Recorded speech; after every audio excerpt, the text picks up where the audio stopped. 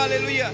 1 Reis, no capítulo 17, a Bíblia diz no versículo 12, a partir do verso 11: indo ela buscar a ele, chamou-lhe e disse: traz-me também um bocado de pão na tua mão. Porém ela respondeu: tão certo como vive o Senhor teu Deus, nada tenho cozido. Há somente um punhado de farinha numa panela e um pouco de azeite numa botija. E vês aqui, apanhei os cavacos e vou preparar o resto da comida para mim e para o meu filho. Comeremos e morreremos. Sabe, queridos, talvez hoje você está diante da sua última refeição, talvez a sua última ficha, talvez a sua última aposta, talvez é a sua última alternativa. Mas sabe, queridos, que nessa noite tem uma unção profética nesse lugar, uma unção que estava sobre a vida de Elias naquele tempo, aonde ela olhou para aquela mulher, que era a última chance, era a última alternativa que ela tinha, e disse: mulher, não temas, não vai faltar nem azeite e nem farinha. Profeta, mas não dá nem para mim direito e para o meu filho. E mais uma vez ele olha para aquela mulher debaixo de uma unção profética e libera uma palavra sobre ela: não vai faltar. Faz o seguinte, mulher, vai na vizinha da direita, na vizinha da esquerda, na vizinha da frente, vai buscar panelas, vai atrás de panelas, vai atrás do que você precisa, porque é uma bênção que tem para ser liberada sobre a tua vida, debaixo de um comando que eu vou liberar. Obedece a minha instrução, mulher, obedece, seja obediente, não vai faltar farinha, e enquanto não cair água dos céus, não vai faltar nada. E queridos, aquilo que era a última refeição daquela mulher, 3 anos e meio, sem faltar azeite, sem faltar farinha, sem faltar nada.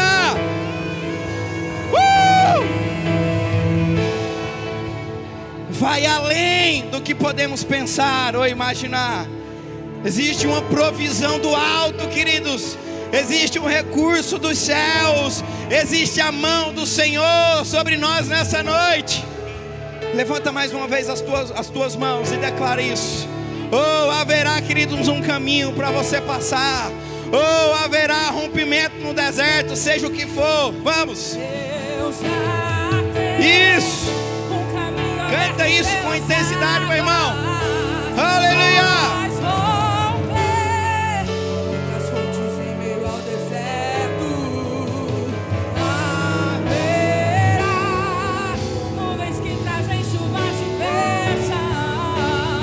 Aleluia, Senhor. Aleluia, aleluia. É uma noite poderosa, específica. Oh, rompimento, acréscimo, provisão dos céus tem para cada uma dessas pessoas aqui nessa noite, Senhor. Oh, nós estamos há pouco mais de 40 dias para acabar o ano. Ei, querido, mas o Senhor, Ele tem uma boa obra para ser completa na sua vida. Aquilo que Ele começou vai ser concluído. Aquilo que deu início, o Senhor vai trazer, vai prover. Não vai faltar, meu irmão. Isso, aleluia. Canta isso, meu irmão, com intensidade.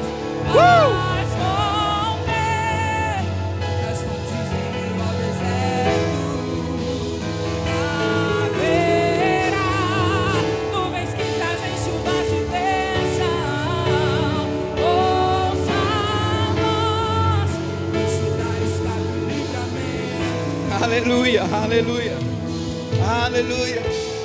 Existe escape, existe livramento para nós nessa noite, meu irmão. Oh, aleluia. Aquela mulher se encontrou em uma situação onde ela não sabia o que fazer, mas era uma oportunidade, queridos, que aquela mulher teve de avançar e crescer no Senhor. Isso está liberado para nós nessa noite. Pai, eu quero te agradecer por cada uma das pessoas que vieram aqui nessa noite. Aleluia. Oh, aleluia. Elas não saíram de suas casas à toa, mas elas vieram, Pai, receber.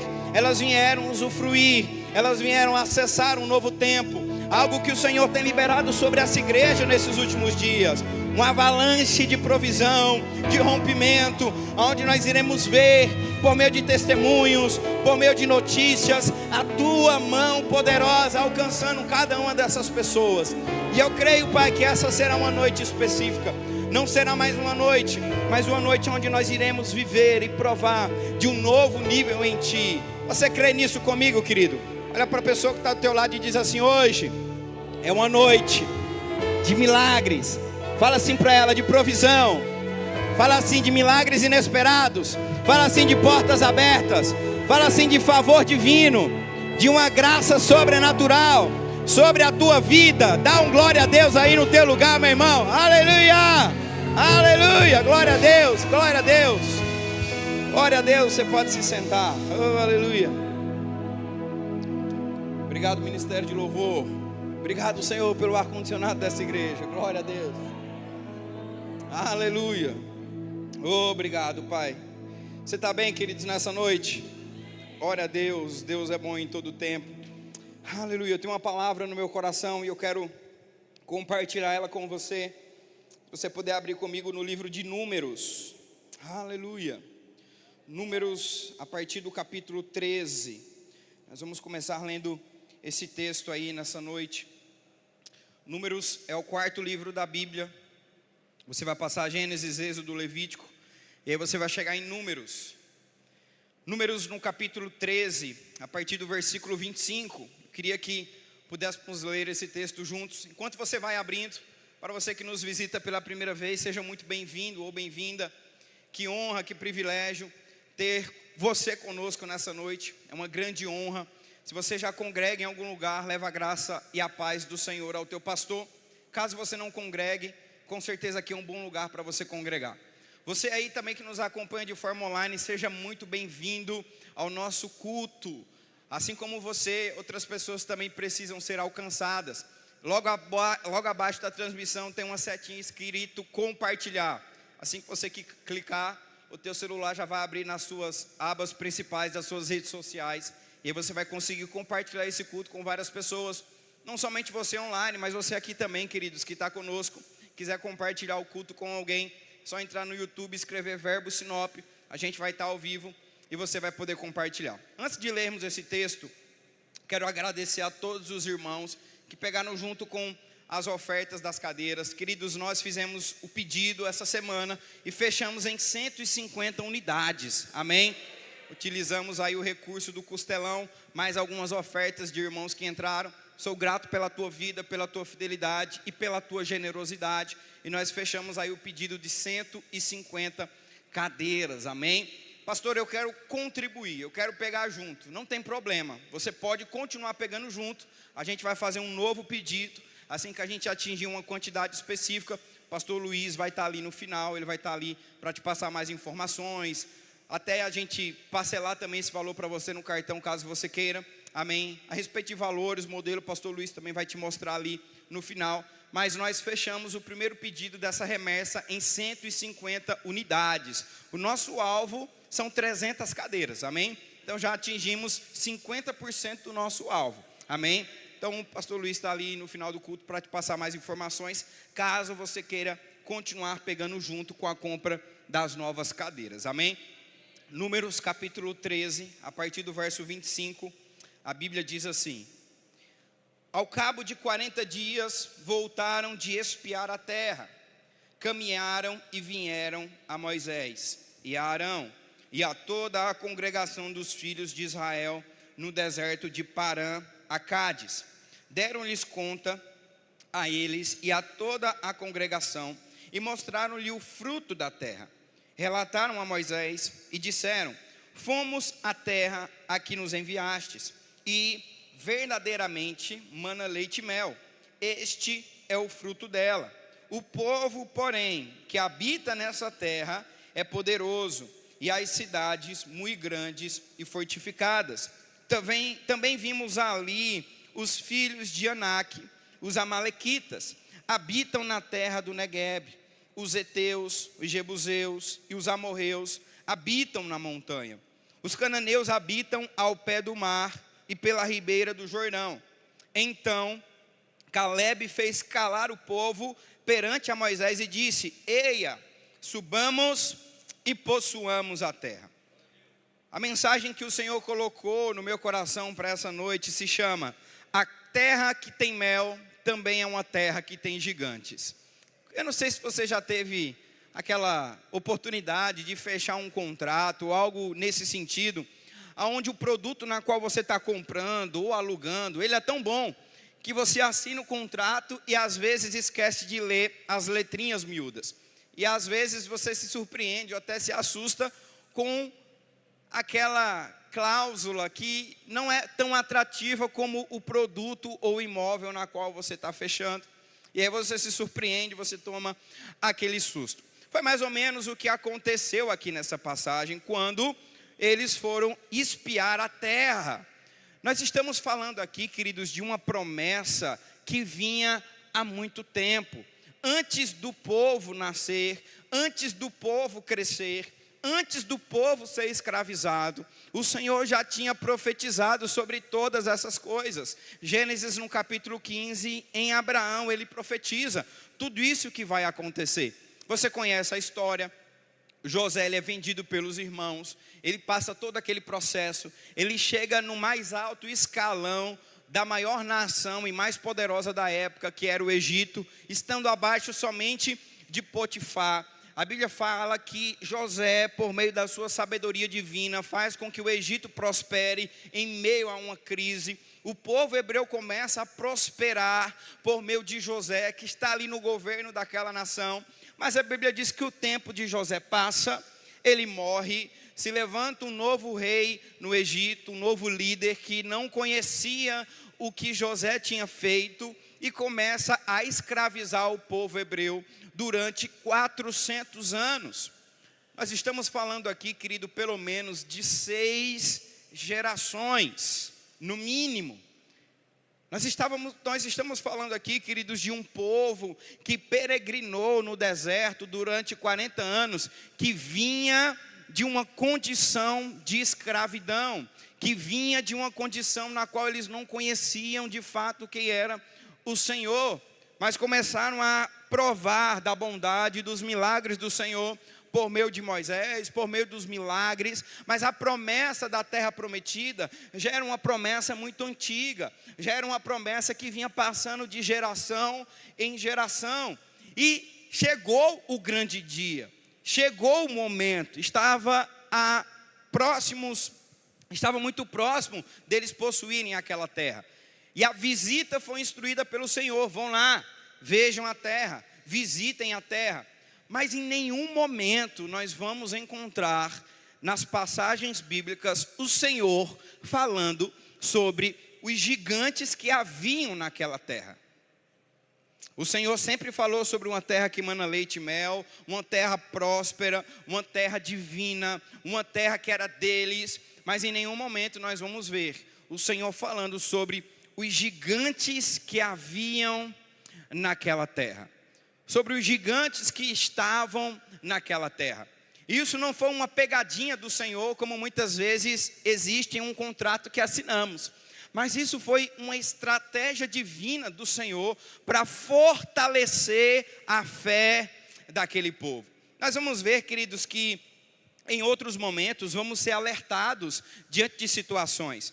João capítulo 16, verso 33, a Bíblia diz: essas coisas vos tenho dito, para que tenhais paz em mim. No mundo passareis por aflições, mas tende bom ânimo, porque eu venci o mundo. Nós vemos também em Atos 27, no verso 10, Paulo dizendo aos líderes daquele navio: senhores, vejo que a viagem vai ser trabalhosa, com dano e muito prejuízo, não só da carga e do navio, mas também da nossa vida. E nós vamos ver em algumas passagens bíblicas o Senhor alertando ou informando sobre algumas coisas que podem acontecer, mas não foi o caso da entrada do povo do Egito na terra prometida. O Senhor não falou sobre os gigantes. Isso não é uma pegadinha de contrato malicioso, mas isso é uma lição, querido, que devemos aprender sobre continuar permanecendo em fé diante de qualquer situação e desafio que possa se levantar contra as promessas do Senhor. 12 espias foram levantados para olhar a terra, um representante de cada uma das tribos de Israel. Dentre eles, 2 voltaram com um bom relatório, Josué e Caleb, não só com um bom relatório, mas eles voltaram com uma amostra da terra, um cacho de uva que somente um homem não conseguia trazer. Eu penso que eles imaginaram, olha, se a gente falar que um cacho de uva aqui, um homem sozinho não consegue carregar, eles não vão acreditar. É por isso que a gente vai ter que levar uma amostra para eles verem o que é real. É mais ou menos aquela história de pescador, que nos dias atuais não tem mais como, porque tem vídeo, tem foto. Então não tem mais como dizer que é história de pescador. Os vídeos e as fotos denunciam se o peixe é grande ou não. Mas sabe, queridos, que tudo o que o Senhor falou era verdadeiro.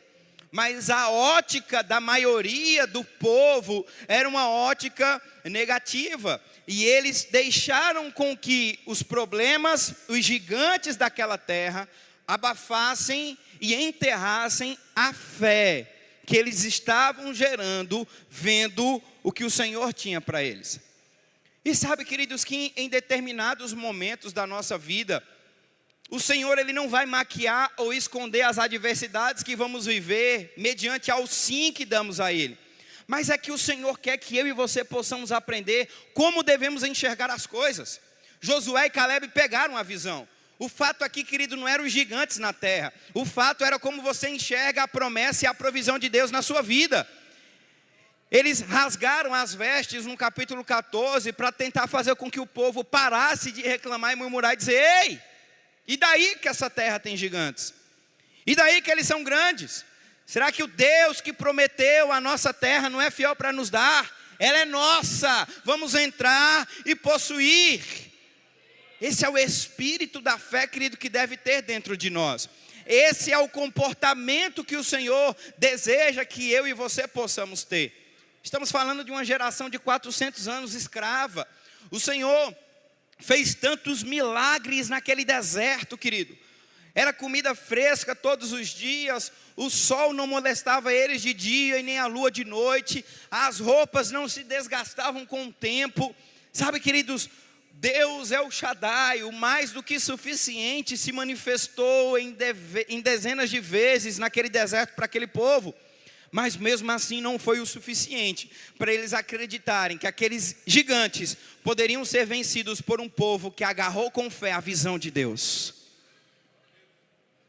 E sabe, queridos, esses dias eu me peguei meditando sobre algumas situações da minha vida.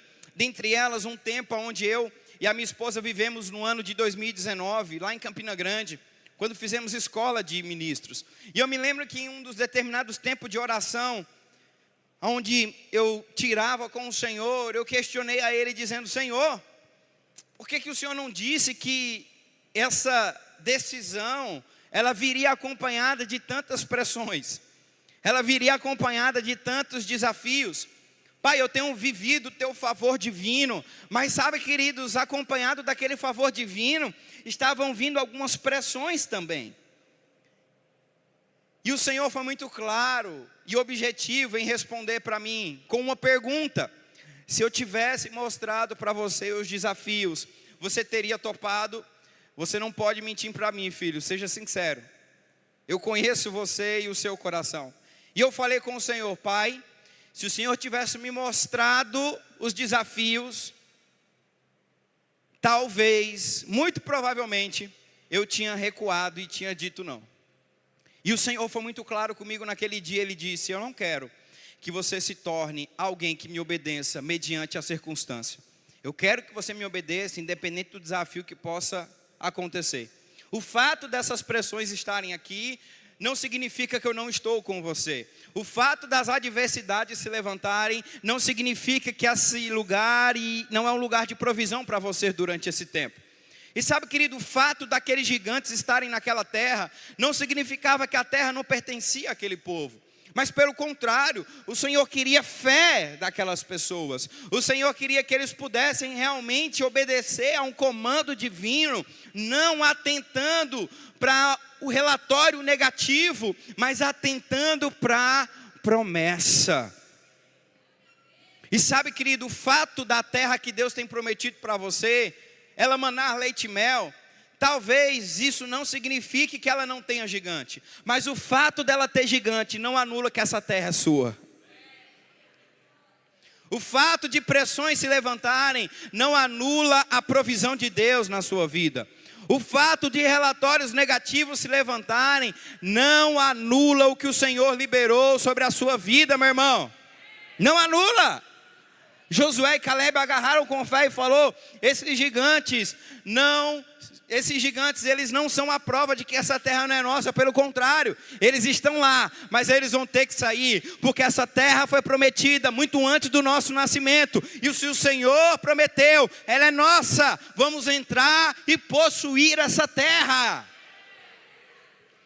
Sabe, queridos, diante de relatórios negativos, diante de informações que muitas vezes vão confrontar o que o Senhor tem falado a você, não é como o comportamento que o Senhor deseja de nós recuarmos ou voltarmos atrás, mas avançarmos ainda de forma mais intensa, porque se aquele lugar, se aquela promessa tem sido uma promessa do Senhor, precisamos agarrar e possuir elas. Vemos, querido, no texto de Romanos, um texto interessante no verso 19: e sem enfraquecer na fé, embora levasse em conta o seu próprio corpo amortecido, sendo já de 100 anos e a idade avançada de Sara, não duvidou por incredulidade da promessa de Deus.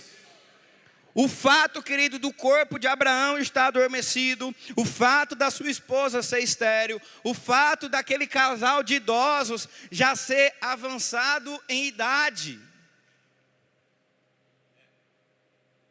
não anulou a fé da promessa do Senhor. Eu vou te dar um filho, e esse filho é um filho da promessa, aonde nem as estrelas dos céus, nem a areia do mar vão conseguir contar e enumerar a nação que vai vir através desse fruto. Mas o relatório era totalmente ao contrário do que o Senhor estava dizendo. Aquele povo, querido, não acessou a terra. Aquele povo, a maioria deles não entraram na terra prometida. Não foi pelo fato dos gigantes estarem ali. Não foi até pelo fato do Senhor não querer, não. Foi a falta de fé deles. A Bíblia ela vai deixar muito clara que a maioria daquelas pessoas, daquele povo, não entrou por conta da incredulidade. O que é incredulidade? É falta de fé. É você não crer, é você olhar muitas vezes algo, a promessa, e você não acreditar nela, porque os teus olhos estão vendo algo totalmente ao contrário do que o Senhor está dizendo. Mas a Bíblia deixa claro que Abraão não atentou para o seu corpo, e não se deixou ser levado pela incredulidade, mas agarrou com fé. Eu posso ser idoso, o meu corpo pode estar adormecido, a minha esposa além de idosa, estéril, mas se o Senhor nos prometeu um filho, é nessa promessa que nós vamos nos agarrar, e nela vamos nos sustentar. O fato dos gigantes se levantarem em determinados lugares da nossa vida, não anula o mel da promessa que está sobre nós, meu irmão. Aleluia. Vemos também Davi em 1 Samuel no capítulo 17. Ouvidas as palavras que Davi falara, anunciaram-lhes a Saul, que mandou chamá-lo. E Davi disse a Saul: não desfaleça o coração de ninguém por causa dele. Um jovem, queridos, debaixo de uma ousadia e de um espírito da fé, não levou em consideração o tamanho daquele gigante, a força daquele gigante, a experiência daquele gigante, e por mais que ele estivesse ali, ele se agarrou no que o Senhor tinha para ele. E quando confrontado por Saul: como você vai fazer isso, jovem? Ele disse: deixa eu te contar um pouco da minha história. Eu já defendi os rebanhos do meu pai, e o Senhor foi comigo, diante de um urso e diante de um leão também. Esse gigante é só mais um desafio que vai cair por terra diante do meu Deus. Aleluia, meu irmão. Esse é só mais um gigante que vai cair por terra diante do poder e da mão do Senhor. É só mais um gigante, meu irmão, que não tem o poder de prevalecer. A tua entrada em uma terra que o Senhor já prometeu, a tua entrada em um lugar divino, em um favor de graça, de milagres e de provisão. Mas e os gigantes que lá habitam, pastor? Eles não anulam o mel que essa terra te pertence. Entre e possua, agarre com fé, meu irmão. Não desfaleça o seu coração, assim como o exército estava desfalecendo diante daquele gigante. Aquele gigante afrontava o povo todos os dias, e debaixo de medo, eles recuaram. Mas Davi, que nem era guerreiro, estava passando por ali, olhou aquela situação, meu irmão, e não aceitou. Se levantou de forma santa, uma indignação nele, e falou: não, ele não pode afrontar o exército do Senhor. Ele não sabe com quem ele está mexendo. Ele não sabe com quem ele está tocando. Ele pode ser um gigante, mas diante do meu Deus, ele é só mais um desafio pequeno que vai ter que ir ao chão. E quando Davi chega com pedras, querido, diante daquele gigante, há ainda um confronto, há ainda uma caçoação, uma intimidação do gigante para com Davi. Você acha que eu sou algum tipo de cachorro para você vir com pedras? Sabe, queridos, quantas vezes os gigantes que se levantam na nossa vida fazem zoações com a nossa vida? Quem que você acha que é? Da onde você acha que você veio? Qual é a condição que você acha que você tem? Você acha que você vai vencer? Você acha que você vai ganhar? Você acha que você vai progredir? Olha da onde você veio. Olha quem é a tua história. Olha as tuas associações. Olha o recurso que você tem. Você não possui nada. Você não vai conseguir. Quantos gigantes, querido, na nossa caminhada se levantam dessa maneira? Assim como Golias estava diante de Davi. Mas sabe, meu irmão, quando nós estamos debaixo do Espírito da fé, todo gigante que está na terra que Deus nos prometeu vai ter que cair ao chão. E o mel que possui naquele lugar é nosso. O mel que possui naquele lugar nos pertence. O favor divino que está naquele lugar vai ter que vir à nossa casa, vai ter que chegar até a nossa vida. Aleluia! Aleluia! Não podemos deixar, querido, com que os gigantes que muitas vezes habitam a terra que o Senhor nos prometeu, roube o mel que está lá e é nosso. Precisamos entrar e possuir. E sabe, meu irmão, que muitas vezes o tempo da pressão, porque você ser confrontado, você ser intimidado muitas vezes, é um lugar de pressão. É um lugar que muitas vezes pressiona você. E sabe, queridos, que na maioria das vezes, essas pressões, elas vão lançar o que está dentro de nós. Elas vão colocar, querido, para fora aquilo que está dentro de nós. É por isso a importância que deve haver minha e sua, de nos alimentarmos e enchermos todos os dias da palavra. Aquele povo, querido, colocou para fora o que estava dentro deles: incredulidade, falta de fé, falta de confiança no Senhor. Mas quando a pressão chegou, foi revelado o que de fato estava no coração daquelas pessoas. E sabe, meu irmão, que o que deve ser revelado no nosso coração em dias de pressões é a palavra. É a palavra, meu irmão.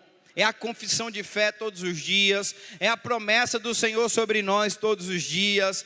É não abandonar ela. Se for necessário, imprima. Se for necessário, escreva. Se for necessário, coloque no papel de parede do seu celular, para que todas as vezes você veja a promessa e declare ela, para que todas as vezes que você passar por um lugar, meu irmão, veja aquela visão, e você não se esqueça do que o Senhor tem te prometido, e você não se esqueça do que o Senhor tem liberado sobre a sua vida. E talvez de um outro lado tenha um relatório negativo, tem um relatório dizendo: olha, você não vai conseguir, você não pode, você não vai romper, você não tem como avançar. Mas sabe, queridos, quando você está cheio da palavra, o que sai de você é a palavra. Em meio a uma pressão, sai a palavra. E sabe, querido, a palavra que é gerada em meio a uma pressão, ela causa rompimento. Oh, aleluia! A palavra que é gerada em meio a uma pressão, ela causa rompimento. E sabe, queridos, coisas vão acontecer por meio de um comportamento de fé que talvez você nem consiga imaginar. Saiam coisas de dentro de você que talvez você nem consiga imaginar. porque aquela pressão, ela te levou àquele lugar. Mas sabe, queridos, que essa é uma noite onde eu quero despertar você, meu irmão, a viver um tempo onde você vai se agarrar à palavra e parar muitas vezes de encontrar situações para não se apoiar nela. O povo naquele deserto sempre buscava encontrar algo para não confiar na palavra do Senhor. Nas primeiras pressões, desejavam retornar para o Egito e viver uma vida de escravidão. Um tempo que Moisés passou no monte orando e adorando ao Senhor, buscando direções. Quando ele desceu, o povo estava adorando bezerros de ouro. Inconstantes, indisciplinados. Mesmo diante de tantos milagres, mesmo diante de tantas provisões divinas, ainda não foi suficiente para eles crerem que aquela terra era deles. Que aquela terra precisava ser possuída por eles. E sabe, meu irmão, se nós não estivermos cheios da palavra, em meio às pressões, nós vamos esquecer aquilo que o Senhor fez, as promessas que Ele tem para a nossa vida. E vamos cair no engano de muitas vezes ficar encontrando um culpado, ficar encontrando alguém, o motivo das coisas talvez não estarem acontecendo na nossa vida. Deixa eu te dar uma notícia, querido, nessa noite. Tome as rédeas da situação, se posicione e tome uma decisão de confiar no Senhor e na sua palavra. Não, pastor, é que você não conhece a minha história, você não sabe de onde veio, eu fui injustiçado, eu fui incriminado, eu fui colocado numa enrascada. Sabe, queridos, talvez todas essas coisas podem até ser verdade, mas o fato delas terem acontecido, querido, talvez não vai mudar muita coisa. Mas o teu posicionamento de fé, tomado hoje, vai fazer a diferença na sua vida. Eu quero ler mais um texto com você, no Evangelho de João, no capítulo 5.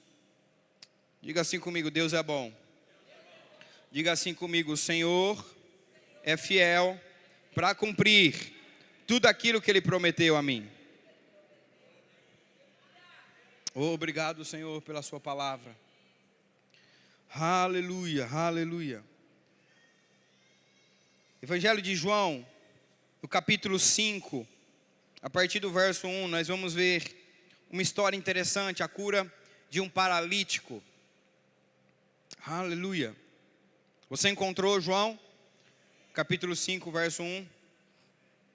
A Bíblia diz assim: passadas essas coisas, havia uma festa dos judeus e Jesus subiu para Jerusalém. Ora, existe ali, junto à porta das ovelhas, um tanque chamado em hebraico Betseda, o qual tem 5 pavilhões. Nestes jazia uma multidão de enfermos, cegos, coxos, paralíticos, esperando que se movesse a água, porquanto um anjo descia em certo tempo, agitando-a. E o primeiro que entrava no tanque, uma vez agitada a água, sarava de qualquer doença que tivesse. Verso 5. Estava ali um homem enfermo, havia 38 anos. Levando em consideração, querido, que a perspectiva de vida naquela época era em torno dos 50 a 60 anos, muito provavelmente esse homem passou a maior parte do tempo da sua vida nessa condição de paralisia. O verso 6 continua: Jesus, vendo-o deitado e sabendo que estava assim há muito tempo, perguntou-lhes: queres ser curado? Vamos meditar um pouco nessa pergunta de Jesus no verso 6. Jesus, vendo-o deitado, sabendo que estava assim há muito tempo, perguntou-lhes: queres ser curados? Volta aqui para mim, vamos imaginar um contexto. Aquele tanque, ele já tinha uma fama. A fama de que em períodos específicos um anjo descia, movia as águas e quem estivesse nele era curado. Era por isso que existia multidões de coxos, enfermos, paralíticos. A fama da cura daquele tanque era conhecida ali. Ou seja, quem estivesse ali queria o quê? Cura. Não satisfeito com isso, Jesus ele vê aquele paralítico que estava ali procurando o quê? Cura. Se ele estava ali, ele queria cura. Olha para aquele homem e faz a seguinte pergunta: você quer ser curado? Sabe, querido, Jesus não estava sendo irônico. Jesus não estava também aqui em uma espécie de êxtase, aonde ele não estava entendendo o que estava acontecendo. Porque quando nós paramos para relatar, quando nós paramos para meditar, a gente vai achar que Jesus fez uma pergunta idiota, uma pergunta tola. Peraí, como assim? O homem está ali, o tanque é famoso por curar pessoas, o homem está há tanto tempo sendo curado. Se ele está ali, é óbvio que ele quer ser curado. Mas mesmo sabendo, querido, dessas informações, Jesus ainda pergunta a ele: você quer ser curado? Mas essa não é uma pergunta, querido, feita por Jesus de forma equivocada. Ela é muito intencional, porque a cura daquele homem não estava ligado ao poder do tanque, ou até mesmo o poder de Jesus. Estava ligado à decisão daquele homem de querer ser curado.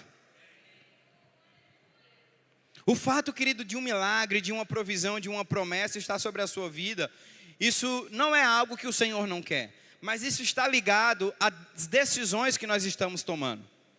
Olha o que o texto continua dizendo no verso 7. Respondeu-lhe o enfermo: Senhor, não tenho ninguém que me ponha no tanque quando a água é agitada, pois enquanto eu vou, desce outro antes de mim. E essa é uma afirmação, queridos, que na maioria das vezes nós fazemos para nós mesmos diante de situações como essa.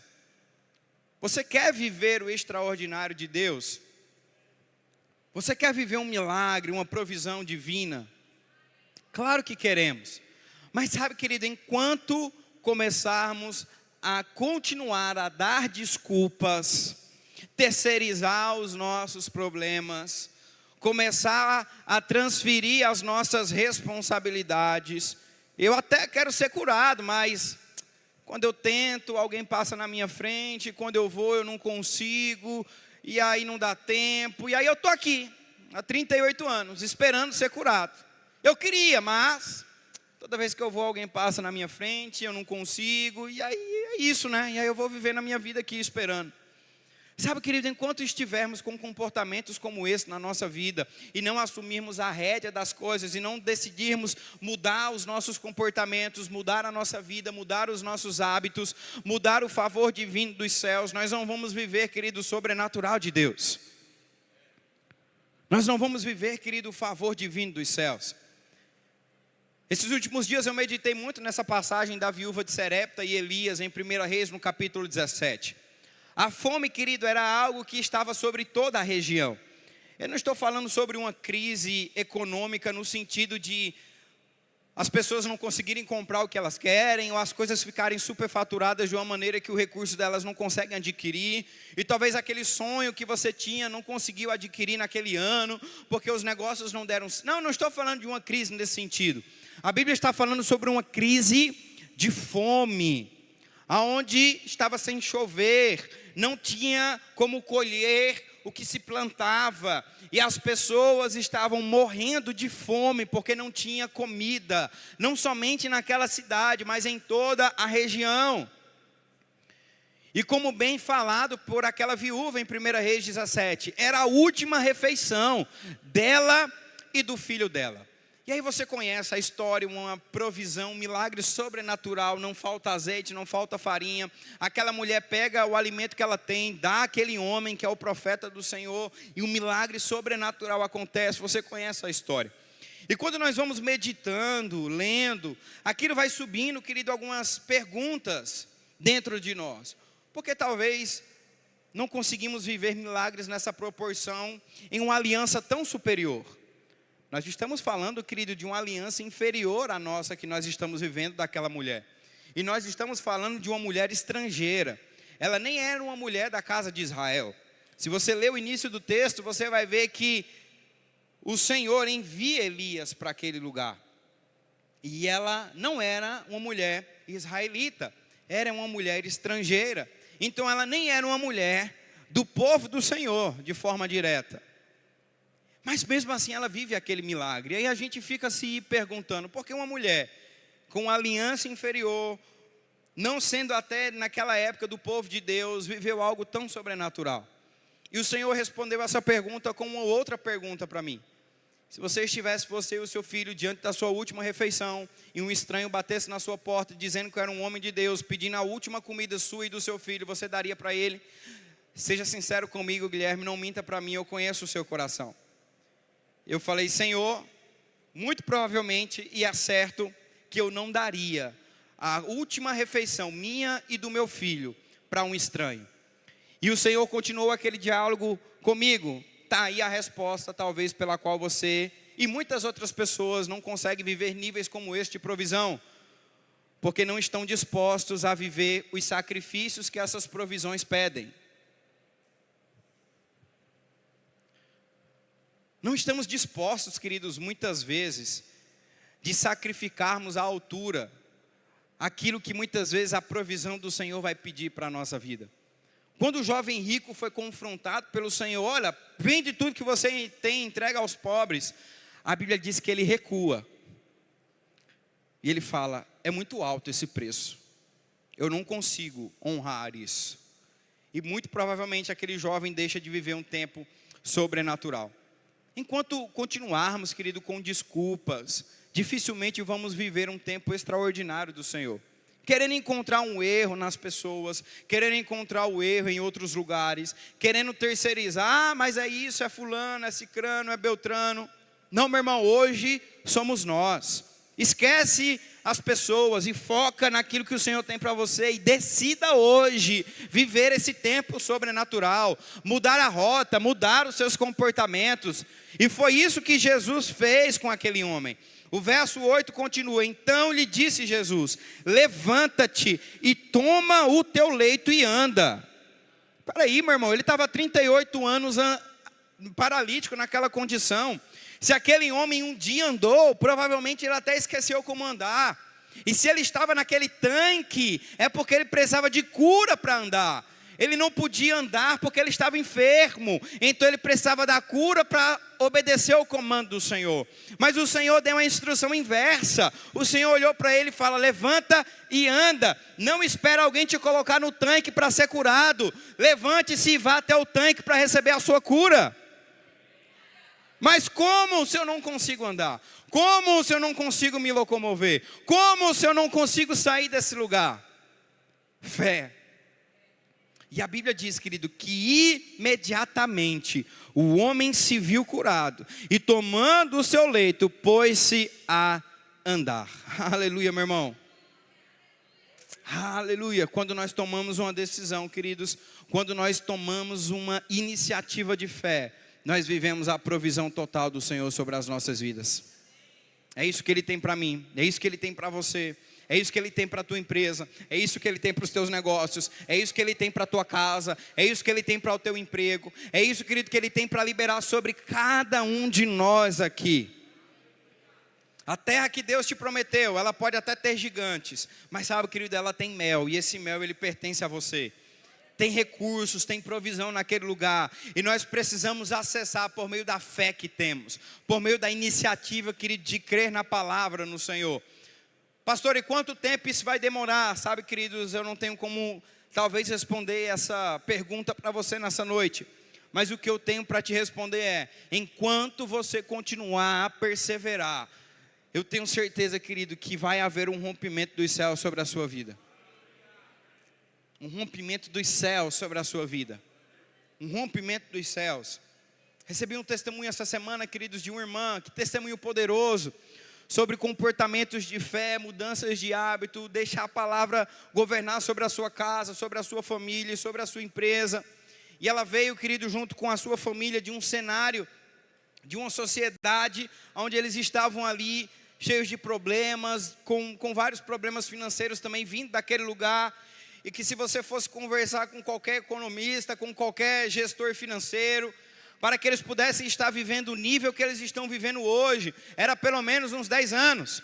E o Senhor mudou a realidade dessa família em 1 ano e 8 meses. Aquilo que talvez iria demorar quase 10 anos, para chegar no nível onde eles estão, em 1 ano e 8 meses, o Senhor fez na vida dessa família. Deixa eu falar algo para você, querido, debaixo de uma instrução do Espírito. Existem antecipações divinas sobre a sua vida nessas próximas semanas. Existem antecipações divinas, querido. Levanta a tua mão, eu quero liberar essa palavra sobre a sua vida. Antecipações divinas, encurtamento de um tempo natural, o kairós do Senhor de forma sobrenatural. O tempo do Senhor, que não é como o tempo humano, não é um tempo cronológico, não é um tempo que pode ser medido, mas é um tempo, querido, que talvez o que demoraria 10 acontece em 1, o que demoraria 20 acontece naquela semana. É sobre isso que você vai estar exposto nessas próximas semanas. Você crê comigo, querido? Dê um glória a Deus. Só não deixa, meu irmão. Só não deixa. Isso não é algo que eu posso fazer, isso não é algo que o Senhor pode fazer, isso é uma responsabilidade minha e sua. Só não deixa os gigantes roubarem a promessa. Só não permita, querido, que os gigantes roubem a promessa do Senhor. Só não deixa, meu irmão. Nós precisamos nos levantar como Josué e Caleb. Precisamos nos levantar como Davi. Que quando nos deparamos com gigantes que confrontam a palavra, as promessas e as provisões do Senhor, nós vamos nos levantar debaixo de fé. E não vamos permitir com que esses gigantes façam com que a gente retroceda, faça com que a gente volte atrás. Mas vamos avançar e crescer ainda mais no Senhor. Aleluia, aleluia. Você pode ficar de pé. Quero orar pela tua vida. Aleluia.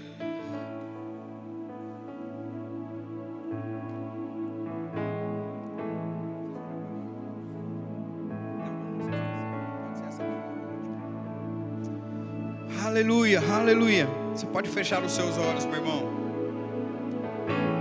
Quero orar com você. Aleluia, aleluia. Aleluia, Senhor, você é soberano sobre as nossas vidas. Você é o alfa, você é o ômega, você é o princípio, é o fim. Você é aquele que tem as respostas, você é aquele, Senhor, que provê. Você é o El Shaddai sobre a nossa vida, onde tudo que precisamos já está suprido em Cristo Jesus. Você é o nosso pastor, aonde nada nos falta.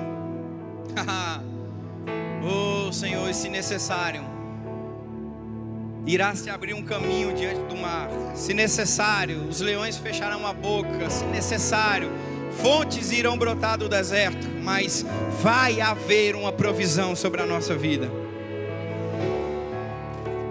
Sabe, queridos, eu percebo que nessa noite essa palavra ela foi direcionada a algumas pessoas de forma direta. Porque você estava prestes a entregar a terra que Deus te deu a gigantes. Você olhou a terra, você viu que ela te pertence. Mas quando você viu os gigantes, talvez aquilo trouxe um desânimo. Talvez aquilo trouxe uma fraqueza. Talvez aquilo gerou um misto de sentimentos, de medo, de pânico.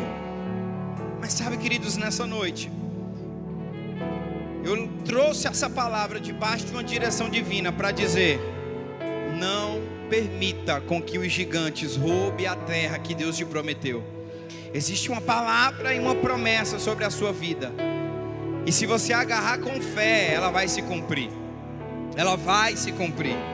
Ela vai se cumprir. Oh, aleluia. Aquilo que Deus te deu, querido, homem nenhum pode tirar. Aquilo que o Senhor te deu, homem nenhum pode tirar. Lembre-se, o Senhor, Ele está contigo em todas as fases. Aleluia, meu irmão. Você tem que lembrar que o Senhor está com você em todas as estações. Talvez você tenha olhado para esses gigantes e tenha deixado com que medo entre no seu coração. Não, pastor, é que antes os desafios eram menores, as pressões eram menores. Antes eu precisava crer só para as coisas de casa. Hoje Deus me abençoou tanto que eu tenho que crer para folhas salariais gigantes. Eu tenho funcionários abaixo de mim que dependem desse recurso. Antes era só coisas poucas. E aí parece que as pressões aumentaram, os desafios. Não, queridos, não é isso. O mesmo Deus que supriu você lá embaixo é o mesmo Deus que supre você aqui em cima. Para o Senhor, querido, não existe valores. Para o Senhor não existe coisas que prevaleçam sobre Ele. Não existe. Os desafios e os gigantes podem ter mudado, mas o Deus é o mesmo. As pressões podem ter mudado, mas o Deus é o mesmo. E debaixo, querido, de grandes pressões, vem provisão alta também. Oh, aleluia. Oh, obrigado, Pai, por essas pessoas que não vão deixar os gigantes roubarem a promessa. Não vão deixar os gigantes roubarem a terra. Ei, essa terra, ela tem leite, ela tem mel, ela tem caixas de uvas gigantes. Ei, queridos, o que o Senhor prometeu para você é grande, e gigante nenhum vai poder roubar. Gigante nenhum que talvez está aí querendo afrontar você vai roubar a promessa do Senhor na sua vida.